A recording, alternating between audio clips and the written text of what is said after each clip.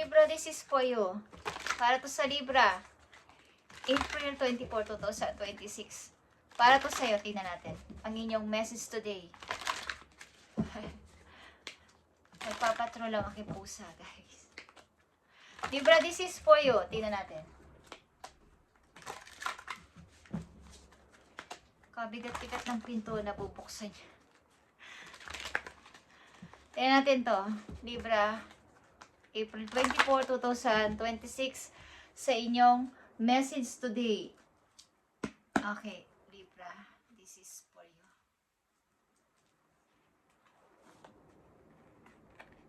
Ano man ang nakapaloob dito ay, ito ay mapalad ninyong, kumbaga para to sa inyo, isa kayo sa mga mapalad na napili ng message na to, na kayo ay bigyan at paalalahanan. Andito ang 6 of Pentacles, Libra. Okay. Material needs get fulfilled in magical and unexpected ways. Okay. Mga hindi nyo inaasahang pagdating ng mga blessings at biyaya sa inyo is mangyayari. Pagpatuloy nyo ang inyong pagiging isang mabuting tao, mabuting nilalang dito sa mundo. Okay guys? Giving on receiving. Giving or receiving with a gratitude or grateful heart. Okay. Kaya nyo to maranasan o dapat maranasan sapagkat ito ay parang ininvest ninyo sa inyong puso o sa inyong buhay. Kaya ito ay give and take. Pagbibigay sa inyo ng balik ni God sa inyong mga nagawa sa tao. Okay guys.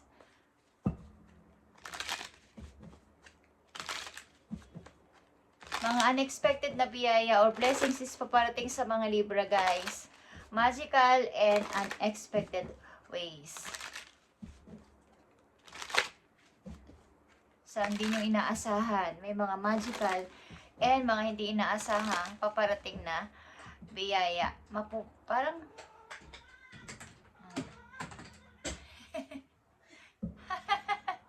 naiwan niya yung laruan niya.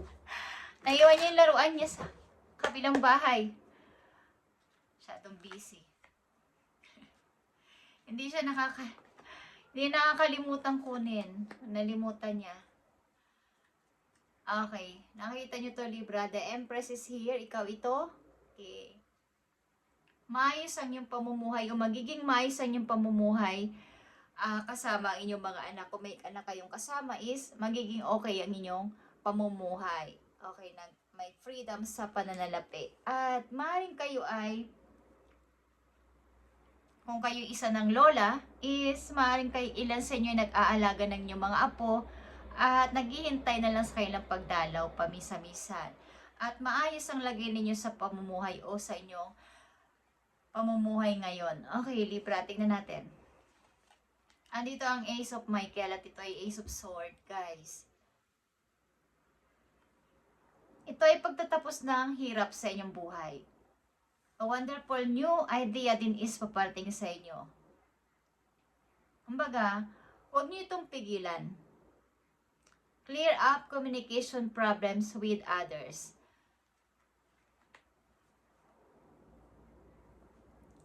Yung mga bagong idea na dumarating at parang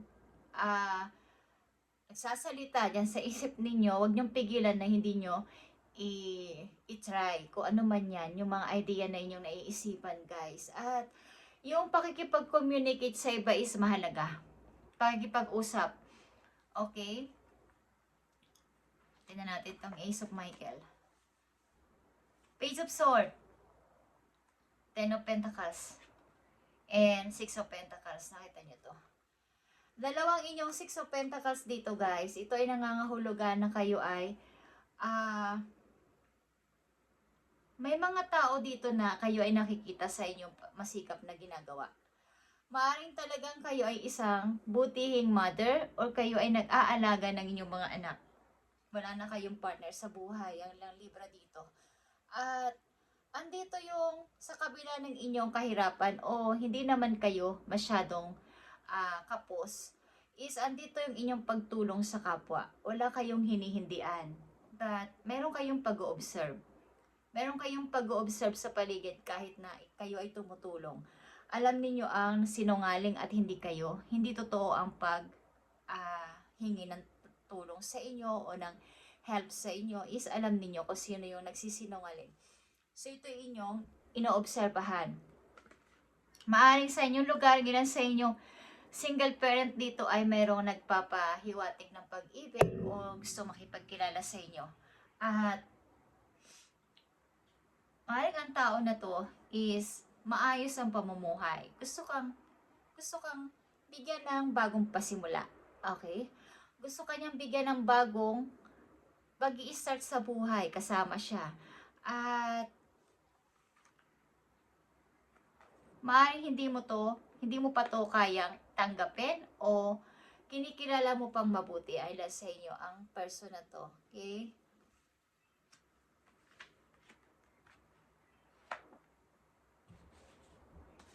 Mga magical at unexpected na biyaya o blessings ay paparating sa inyo, Libra.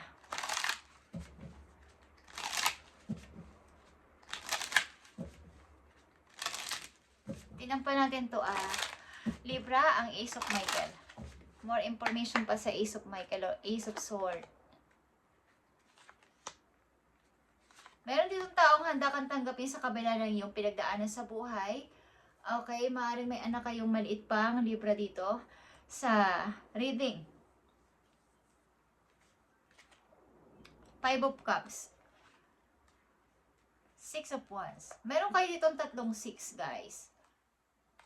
Okay, the Fool is here. So, kayo magpatuloy lang at huwag kayong maging, kumbaga huwag nyong pagdudahan ang mga idea nga na pumapasok sa isip ninyo. Huwag kayong magduda. Kung ano man itong inyong naiisipan, isipagpatuloy ninyo sapagkat ito ay papunta sa inyong tagumpay, guys. Ito ay inyong bagong pasimula. At maaaring kayo may anak. Dadaan ng ipon nyo dito, guys. Andito ang 9 of Pentacles din. Okay? At Page of Pentacles. Meron kayong hinihintay na parang trabaho ito galing sa malayo or pag-aalok ng isang person galing sa malayo. Okay, Libra. At maaaring meron ditong gustong tulungan ka. Isang person na maayos ang pamumuhay. Okay. Meron ka ditong tatlong 6. At ito ay patungo sa iyong victory, sa iyong tagumpay, success sa buhay. Libra. Tingnan natin to, guys. Message pa para sa'yo. April 24, 2026. Andito ang wisdom, guys. Okay.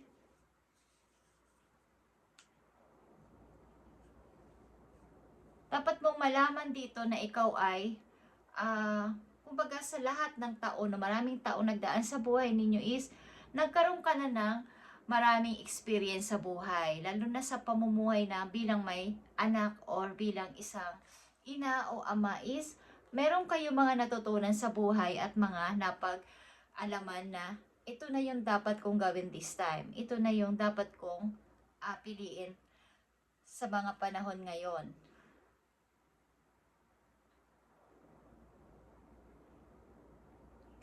Parang lahat ng mga problem nyo sa mga nakaraan yung maraming taon is napagtagumpayan nyo naman. Wala kayong hindi napagtagumpayan. Marami na kayong natiis sa buhay. Okay, guys? At kayo ay alam nyo ang nangyayari sa inyong sitwasyon. Ilan sa inyo ay yung mataas ang pananampalataya kay God. Okay? At naniniwala kayo na ang nangyayari sa inyo ay merong rason. Kaya ito nangyayari. Meron kayong ganitong klaseng pananaw at kaisipan sa buhay. Okay? Kung kayo may alam sa mga, ang ilan sa inyo ay madalas na nagpipray. Okay? Kayo ay naniniwala na mangyayari ang mga bagay na imposible, na alam ng mga tao na parang hindi naman totoo. Pero kayo ay kahit inyo pa nakikita, naniniwala na kayo mangyayari. Ito ay inyong pag-aralan pa sa inyong sarili sapagkat kayo ay may gift galing kay God. Kayo ay patungo sa tagumpay, guys. Kasi nakikita ni God ang inyong behind the scene na pagtulong sa tao kahit na kayo ay nahihirapan sa buhay. Okay? Tingnan natin to. Ang mga message pa para sa iyo, Libra.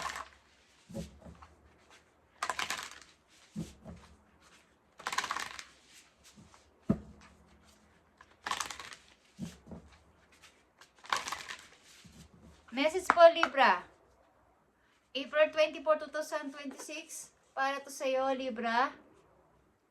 Release your guilt. Kung kayo may mga guilting nararamdaman sa inyong puso, wag nyo nang ipagpatuloy ito na nasa inyong isip, guys. Maaring may mga naiwan kayong tao sa inyong buhay, mga mahalagang tao sa inyong buhay, at parang may pagpiblame sa sarili. Bakit masaya kaya siya? Kung mag-start kaya ako is okay lang. Huwag kayong mag-guilty. Deserve nyo tong mag-restart sa buhay. Deserve nyong baguhin ang inyong pamumuhay. Deserve nyo to, Libra, at huwag kayong mag-guilty sa mga iniisip o iisipin na ibang tao para sa inyo. Okay? Huwag kayong mag-guilty. Maging honest kayo sa inyong sarili. Okay? Tingnan natin ang paparating na message pa para sa iyo, Libra.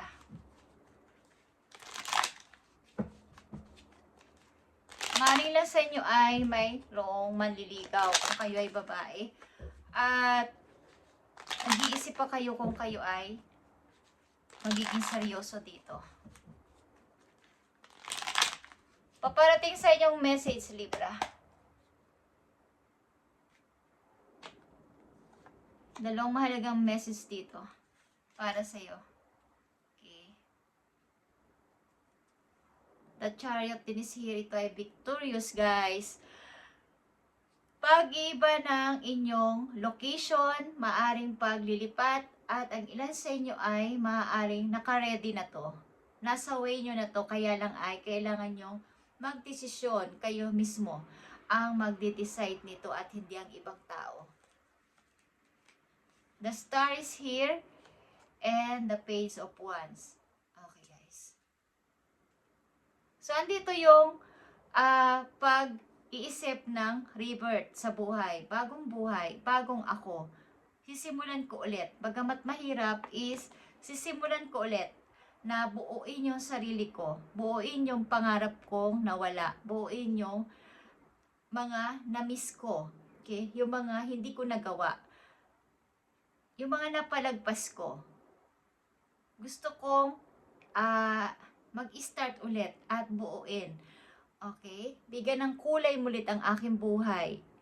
So, andito yung pagkikalinsing sa inyo at paghingi ng pag-asa kay God na matupad ulit o mag-restart kayo ulit. At mangyayari to, Libra. Okay? Huwag kayong mag-alala. Ang gawin nyo lang dito ay magpatuloy at maniwala sa inyong sarili.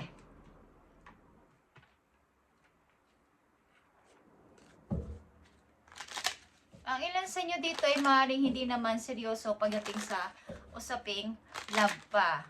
Meron kayong napagtanto sa inyo sarili muna ang paghihiling at pagpapatuloy sa buhay. Kung kayo ay isang babae dito, Libra, kayo ay parang naka-focus ngayon sa inyong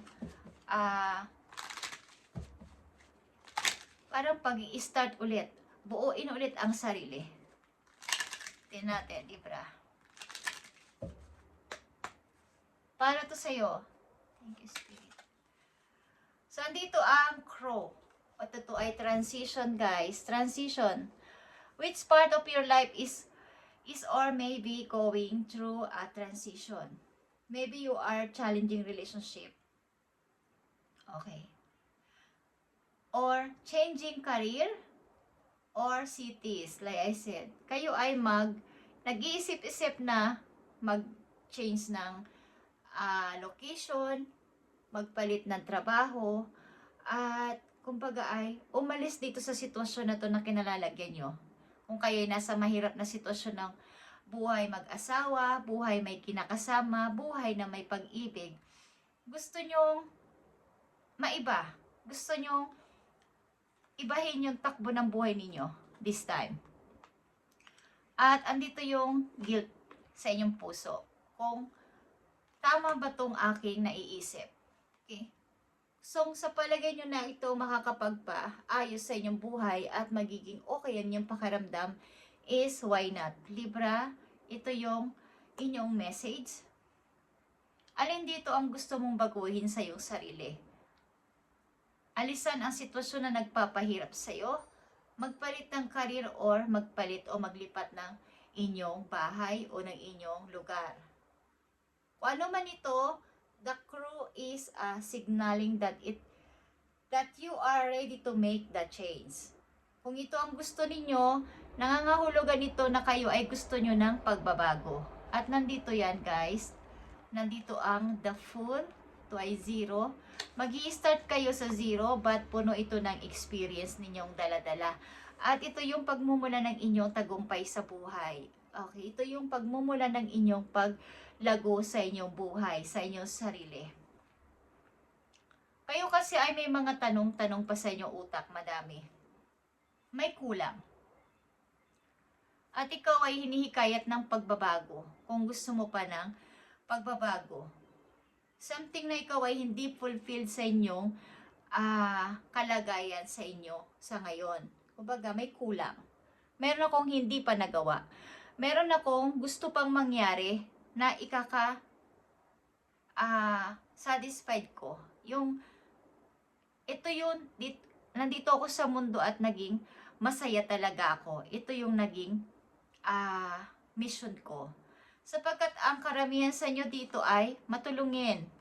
Okay?